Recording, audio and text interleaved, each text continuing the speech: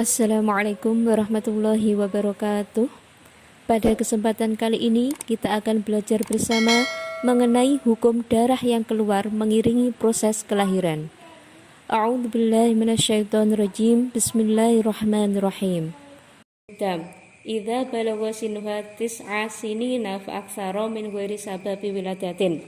Jadi yang dinamakan darah haid menurut Imam Syafi'i, darah haid itu adalah darah yang keluar dari alat kelamin wanita dalam kondisi sehat, bukan tanpa penyakit.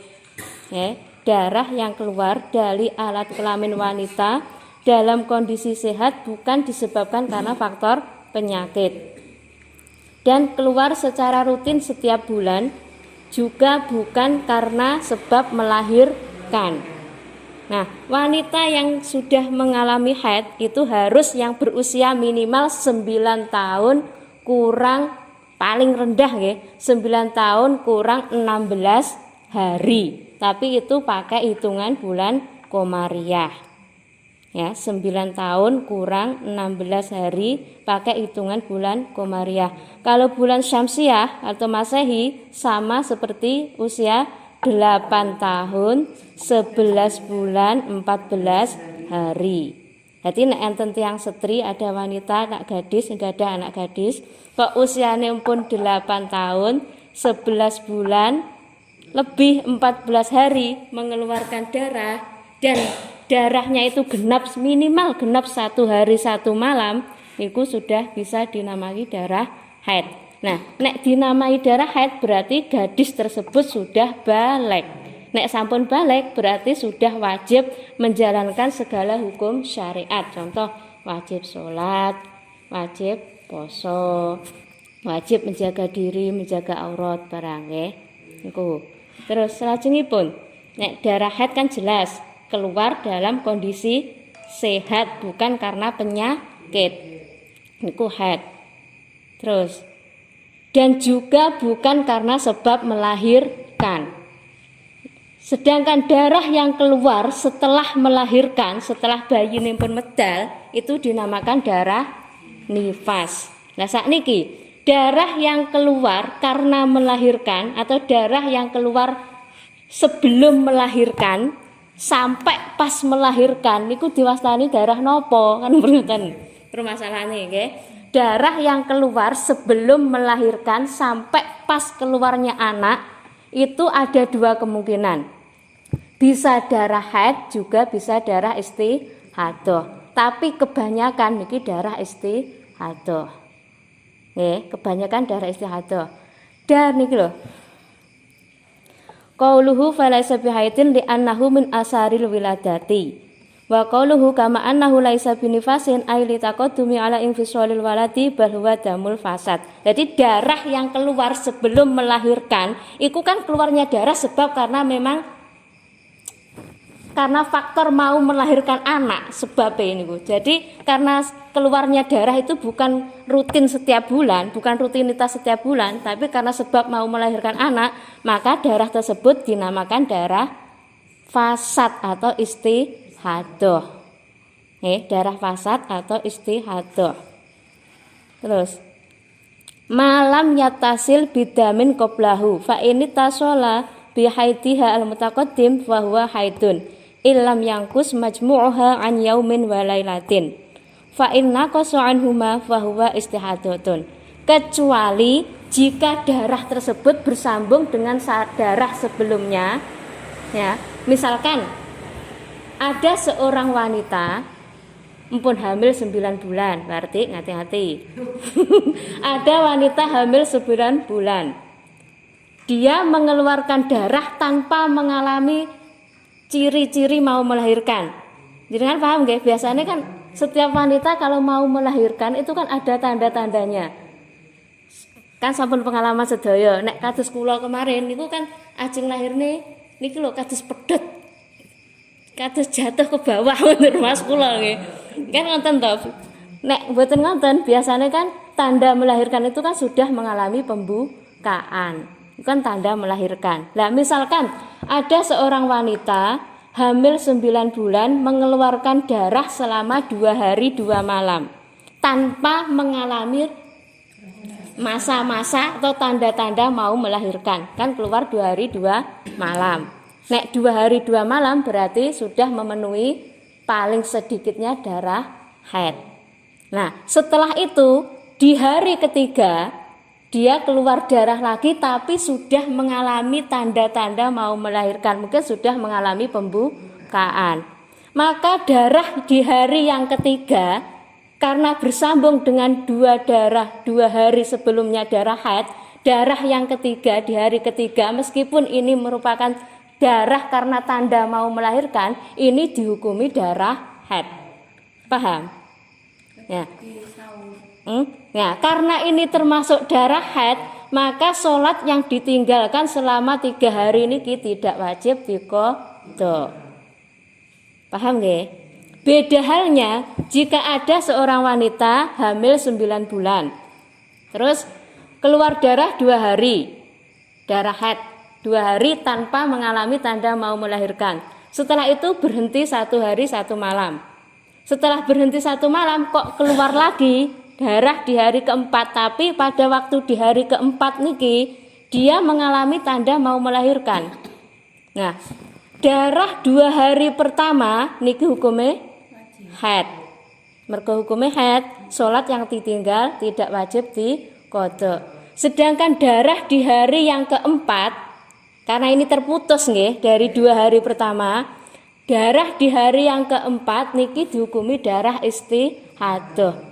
Meskipun mengeluarkan darahnya sampai proses keluarnya bayi itu lebih dari 1 hari 1 malam.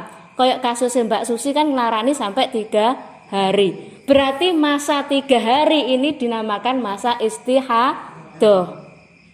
Nah, karena istihadah wis pasti istihadah, iki berarti nggih nek mau melahirkan, kalau sebelumnya mboten ngalami haid, kalau jenengan mengeluarkan tanda mau melahirkan itu keluar darah terlebih dahulu, kan itu jelas istihadah ya. Karena jelas istihadah maka tetap wajib sholat.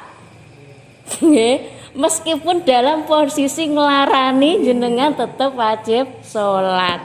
Nah, sakniki masalahnya sholatnya terus pripun? Padahal tiyang badhe melahirkan nggih kados ngoten nika. Nah, sholatnya niki pertama ada 2 cara.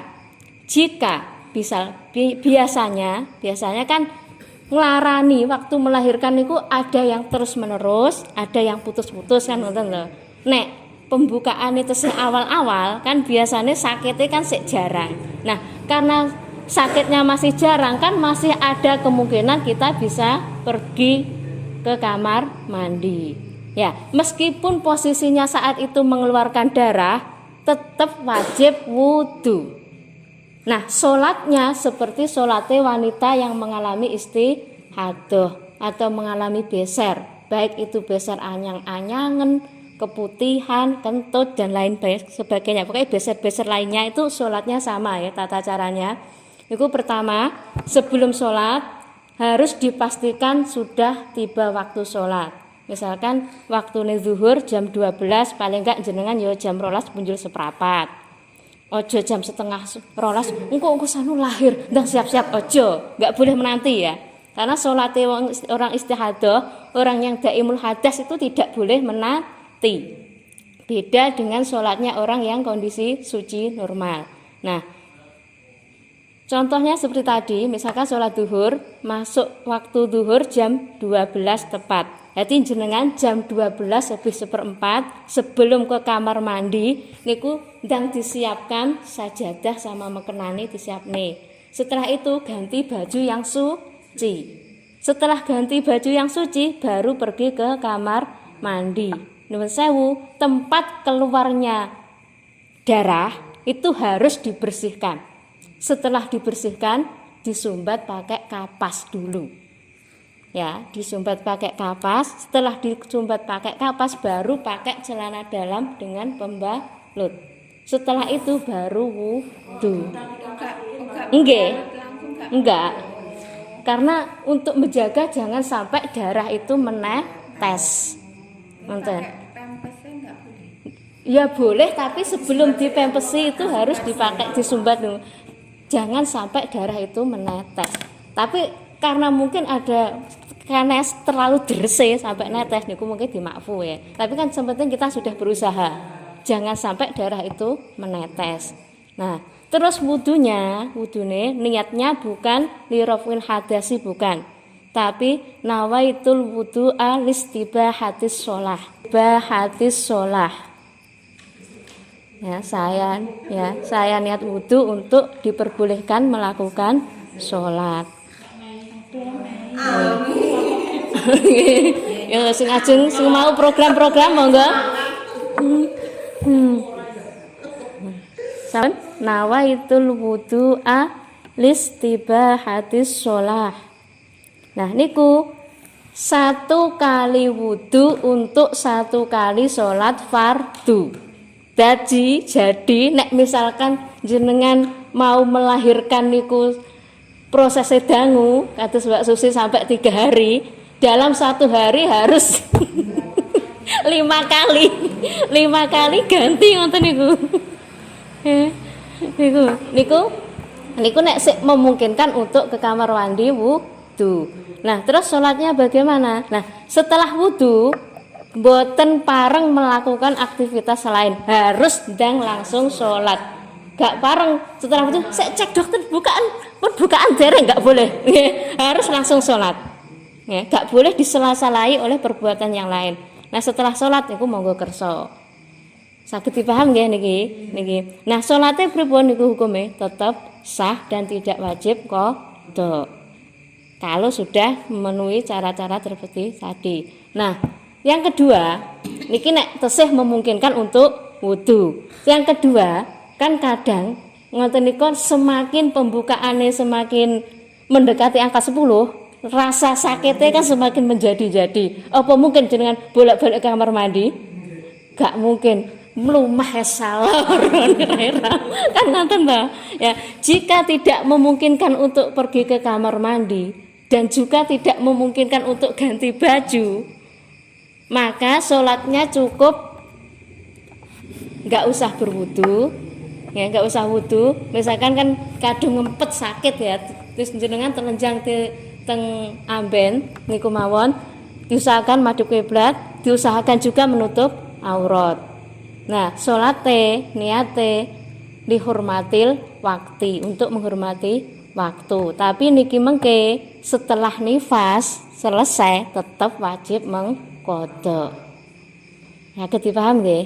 Lah terus ngoten niku nggih. Intine darah yang keluar mengiringi proses melahirkan sampai pas keluarnya bayi selama boten bersambung dengan darah haid sebelumnya itu disebut darah istihadah. Karena jelas itu darah istihadah, maka sholatnya tetap wajib dikerjakan. Iki dieling-eling jenengan riyen waktu nglahirne bayi, ajeng nglahirne ninggalne sholat pemboten. Ayo, kek pirang sholat. Sehari Bu, kan jam 10. Jam 3, berarti luhur. Nggih, lah saiki mumpung ngaji kek ngerti ndang dikodhoki.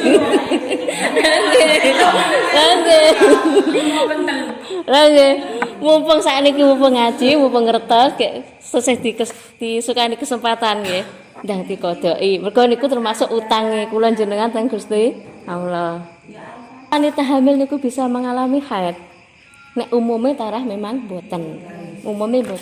Tapi keterangan teng halaman baliknya niki menurut Imam Syafi'i dan Imam Maliki wanita yang hamil niki lho al-khariju min qabli mar'ati al-muradu bi asrahimi fadamu indahum yakhruju min araqin fi aksarahimi sawa'un kanat mar'atu hamilan aw ghairu hamilin li annal hamila tahidu 'inda syafi'iyati kal malikiyati. Jadi menurut Imam Syafi'i kalih Imam Maliki niku wanita yang hamil itu ada kemungkinan mengalami haid. Adapun ketentuannya sama seperti ketika dia sebelum hamil. Sedangkan menurut Imam Hanafi kalih Imam Hambali niku wanita yang hamil itu tidak mungkin mengalami haid. Nah, karena kita dalam ubudiyah, kita mengikuti pendapat Imam Syafi'i, berarti kita tetap nggih niku mau mengikuti pendapatnya Imam Syafi'i. Jadi ada kemungkinan wanita hamil itu mengalami haid, tapi memang kebanyakan wanita hamil niku biasanya mboten haid, biasanya lho nggih. Nggih, biasanya kalau wanita hamil haid itu biasanya kan bed rest. Kesunahan-kesunahan bagi bayi ya saat kelahiran bayi. Nih persiapan kagem Mbak Arti. Niki jika melahirkan seorang bayi maka disunahkan ya setelah bayi niku pun positif keluar niku ndang diadzani telinga kanan terus diikomahi telinga kiri. Setelah itu dibacakan doa. Doane niki.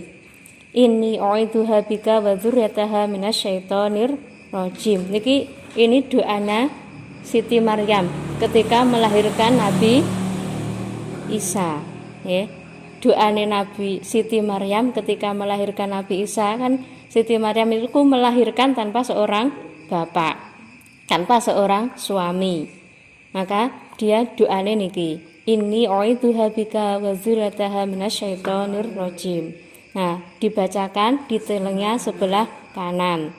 Setelah itu dibacakan surat Al-Ikhlas di telinga sebelah kanan dan dibacakan pula surat Al-Qadr. Inna anzalnahu fi lailatul qadr. Niku tujuannya napa? Supaya anak turun kita nanti oleh Allah dijaga jangan sampai melakukan perbuatan zina. Mereka kan nggih nuwun sewu nggih. Sekarang zaman sakniki pergaulannya kan beda dengan zaman kita yang dahulu. Zaman kula jenengan adus nang kanalan lanang wedok biasa, gak ngefek mboten respon. Lah zaman sakniki bubrah.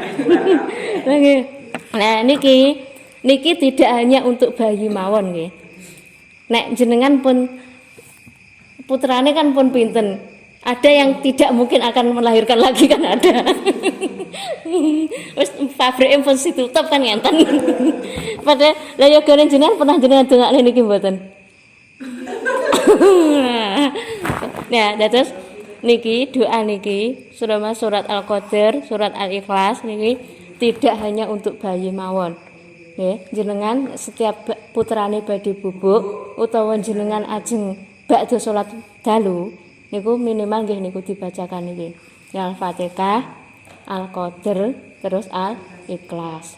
Ya, surat Al-Qadr. Seperti pertama Fatihah sekali, terus Al-Qadr boleh sekali atau 3 kali kan sunai ganjil. Lah napa kok ngoten? Al-Qadr niku kan artinya kemuliaan. Ya, artinya kemuliaan. Nah, kita ya ikhtiar. Semoga putra kula jenengan niku benjing karo Gusti Allah dimuliakan.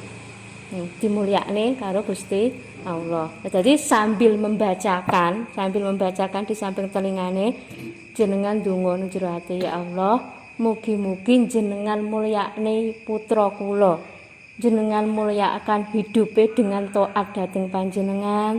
Jenengan mulyakan matinya bi husnul khotimah dan jenengan mulyakan akhiratnya dengan bertemu dengan jenengan. Nah, napa kok ngoten? Karena kita mohon teng Gusti Allah, kita ndonga Gusti Allah kan nikmati urip ning donya niku apabila hidup itu digunakan untuk taat kepada Allah. Jadi ndonga niku standar mawon. Nggih, jangan kita ki njaluk nang Gusti Allah tapi manut egois awake dhewe. Ya Allah, muga-muga anakku besok jenengan mulyaken dadi jenderal. Bojone wayu, mobil sak anduk sampun keduren nggih. Niku terlalu keduren. Malah kadang nek tiyang niku ndonga manut idealis dhewe, kesane niku malah Gusti Allah ki dituntun disetir. Kudu ngene ya Allah. Kan ngoten. Dadi ndonga mawon. Standare nikmati urip nang donya kan ketika hidup niku digunakan untuk taat nang Gusti Allah. Terserah mbuh besok dadine napa bae dadi jenderal utawa sing tukang nyemir sepatune jenderal asalkan taat nang Gusti Allah niku kan termasuk manusia yang dimuliakan oleh Gusti Allah. Lha dadi jenderal nek wong ora kenal pangeran ya percuma kan. Nggih, niku minimal standar minimal mawon. Terus dimuliakan matinya bi husnil khotimah. Karena tiang meninggal nggih. Tiang meninggal kados teng keterangan teng dakok niku kan proses kematian niku kados ngoten niku mengerikannya malaikat. Dan proses kematian itu pun juga sangat pedih sekali.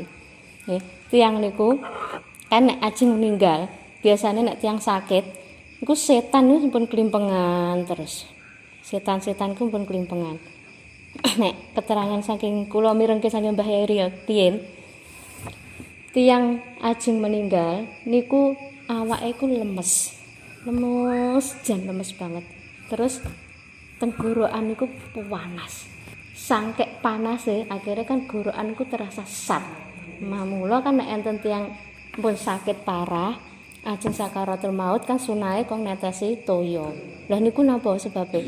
Karena tanpa sepengetahuan mata kepala kita nggih asline hakikate saat tiang niku dalam detik-detik kondisi seperti itu tuh setan wis marani roh wong sing ajeng meninggal memang. Pertama, ku nyamar dadi bapake. Le tak gawani omben lewe ombenen tapi mati koyo bapak mbiyen mati agamane Kristen. Godho terus. Lah iku kok seumpama nyamar dadi bapake gagal, nyamar neh dadi ibuke. Nyamar neh dadi bojone. Dadi pokoknya dadi wong-wong sing disenengi oleh calon mayit niki. Wow. Bayangkan jenengan ngolak ditambani omben banyu bening ora ya kudu ndang ngombe ae. Nah, mamula kan nek seenten tiyang ajeng meninggal niku kan sunahe niki keluargane disiapkan minimal 3 orang. Nek mboten enten setunggal mboten napa-napa. Nek enten 3 orang, yang satu membacakan surat Tabarok di telinga sebelah kiri. Tabarok ngertos nggih? Al-Mulk niku lho. Terus sebelah kanan surat Yasin. Rodok atase dibacakan surat Al-Ikhlas. Tujuane napa? Supaya mayit sing calon mayit niku wau akidahnya diselamatkan oleh Allah. Niku kan ikhtiar kita. Tapi hakikat sebenarnya ya niku nggih terserah Gusti Allah. Tapi kan kita kan nggih ikhtiar kita dan itu sebagai nek sing calon mayit niku termasuk anggota keluarga terutama orang tua kita itu kan merupakan bakti kita terakhir kepada orang tua yaitu berupaya menyelamatkan akidahnya ketika menjelang sakaratul maut. Maka niku perjuangane tiyang sakaratul maut niku wabot banget. Orang sing nuntuni kong Allah. Nek la ilaha illallah kan kedawan. Samare anggek la ilaha terus kejabut nyawane. Malah kafir mungkin. Nek Allah sependek rita Allah ngoten mawon nek saged. Wis tujuane nggih niku lho jaga tauhid. Terus salajengipun niki kita minta teng Gusti Allah muga-muga sing terakhir niku wau nggih muga-muga putra kula jenengan niku benjing teng akhirate dimulyakne kanthi berjumpa dengan Allah. Karena apa? Sedaya kenikmatan dunia sampai kenikmatan akhirat sampai kenikmatan surga ini nek dikumpulne dados setunggal ditimbang kalih nikmati mirsani zate Gusti Allah niku nikmati mboten enten sak pucuk kukune. Ya, jadi kenikmatan yang paling nikmat sing mboten enten bandingane niku kenikmatan saged mirsani zate Gusti Allah. Lah saking nikmate saking padahal dereng saged mirsani. Ya, dereng saged mirsani. Niki enten setunggal wali niku ndonga nang Gusti Allah, ya Allah, seumpama kula mati, kula ikhlas tapi kula nyuwun matiku benjing tetep saged salat nyembah jenengan. Lah iki napa? Padahal ketika dia hidup sampai dia mati kan dereng saged mirsani Gusti Allah ya. Gusti Allah niku kan saged dipersani benjing nek pun kiamat. Nek sebelum kiamat kan kita agak bisa melihat, tapi nikmate munajat nang pangeran itu kan saged dirasakan. Kita kan hanya merasakan sebagian kecil mawon. Nikmat munajat, nikmat berdoa, nikmat salat teng Gusti Allah. Lah niki enten setunggale wali sangkek dia itu merasakan nikmate madhep nang Gusti Allah sampai mati pun niku nyuwun supaya ketika di dalam kubur niku saged salat nyembah Gusti Allah. Niku wali. Nek kula jenengan tuh selagi urip kan rasa-rasa. Lah gitu. Kene mas mati kan tiyang nek mati kan wis bebas taklif ta, wis bebas rasa salat, rasa poso, rasa nyapa-nyapa. Lah kok ngrekoso awak kan ngoten. Nah, niku dia itu bisa merasakan nikmatnya munajat. Niku dereng benjing teng akhirat ini. Karena nikmat yang hakiki ya sebenarnya nikmat itu benjing ketika dia yaumil kiamah, yaitu nikmat bisa mirsani zate Gusti Allah. Niku tidak ada bandingannya dengan nikmat yang lainnya.